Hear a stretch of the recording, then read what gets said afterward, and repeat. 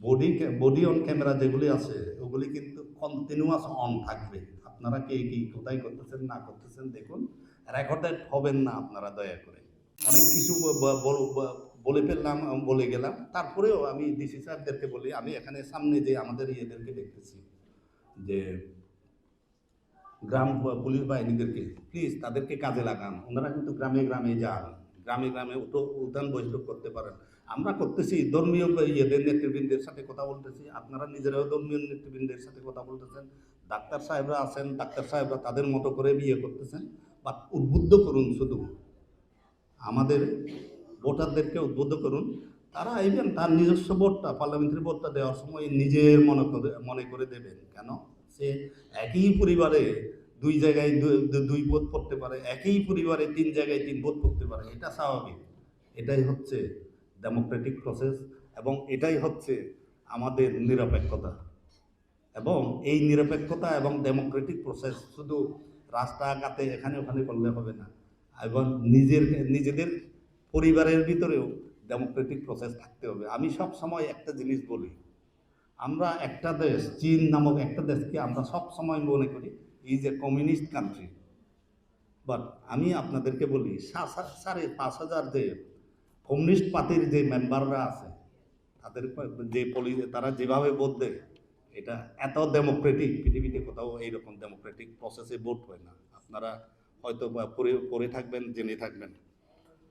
So আমাদের দেশে democracy establish হোক, আমাদের দেশে মানবিক মর্যাদা এস্টাবলিশ হোক, আমাদের দেশে সাম্য এস্টাবলিশ হোক, আমাদের দেশে রাষ্ট্র কাঠামোটা এমন হোক যেন আমাদের ইন্টারনেটও কেউ বন্ধ না করে, যেন আমাদের বাচ্চারা যেন পড়াশোনায় কোনো অবস্থাতে ইয়ে পায়, ব্যাক না পায়, প্রত্যেকের যে পড়াশোনা করার অধিকার আছে, এগুলি নিয়ে থাকুক, চলুক। এবং এই সামাজিক ব্যবস্থা, সামাজিক ন্যায় বিচারতা, ধর্মীয় স্বাধীনতা, এইগুলি থাকুক, সম্প্রীতি বজায় থাকুক। এবং আমি পার্বত্য অঞ্চলের এবং পার্বত্য উপদেষ্টা হিসেবে আমার এইগুলি নিয়ে সবসময় কথা বলতে হয়। আমি ইভেন এই যে 16-17 তারিখ আমি এই ধরনের অনুষ্ঠান করেছি রাঙ্গামাটি এবং খাগড়াছড়ি, একই জিনিসগুলি বলেছি। এবং আমি শুধু একটা জিনিস বলি, আমি আমার পার্বত্য এলাকায়, এই দেশে আমি শান্তি দেখতে চাই, এই দেশে আমি সম্প্রীতি দেখতে চাই, এই দেশে আমাদের ধর্মীয় কোনো বাধা বিভেদ নাই, এই দেশে আমরা নিজ নিজ ধর্ম পালন করব সবাই। এগুলি আমাদের ধর্মীয়ভাবেও আমাদেরকে এই শিক্ষা দেয়। এবং আমরা নিজেরাই পরিবার থেকে এবং সমাজ থেকে এই ধরনের শিক্ষা পেয়ে থাকি। কারণ সব সময় বাংলার চেতনা সব সময় ছিল অসাম্প্রদায়িক। এই অসাম্প্রদায়িক চেতনা সব সময় আমাদের মনের মধ্যে আছে এবং সেটা রাখা দরকার, সো দ্যাট এই দেশটাকে আমরা উন্নত থেকে উন্নততর পর্যায়ে আমরা নিয়ে যেতে পারি। সবাইকে ধন্যবাদ বলে এখানেই শেষ করি। আপনাদের অনেকেই অনেক কাজকর্ম আছে, আপনারা এসছেন, খুব ভালো লাগলো।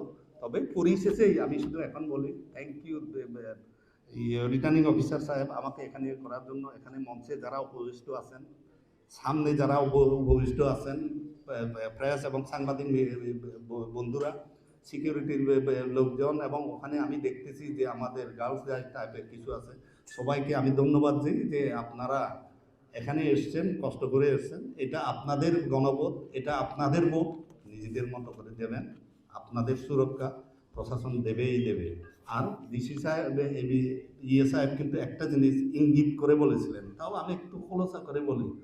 আমাদের আগেকার দিনে যেভাবে পোলিং স্টেশনে গিয়ে রাস্তাঘাটে যেগুলো করে, ওগুলোর জন্য কিন্তু অলরেডি ব্যবস্থা হয়ে গেছে যে বডি অন ক্যামেরা যেগুলি আছে ওগুলি কিন্তু কন্টিনিউয়াস অন থাকবে। আপনারা কে কি কোথায় করতেছেন না করতেছেন দেখুন, রেকর্ডেড হবেন না আপনারা দয়া করে।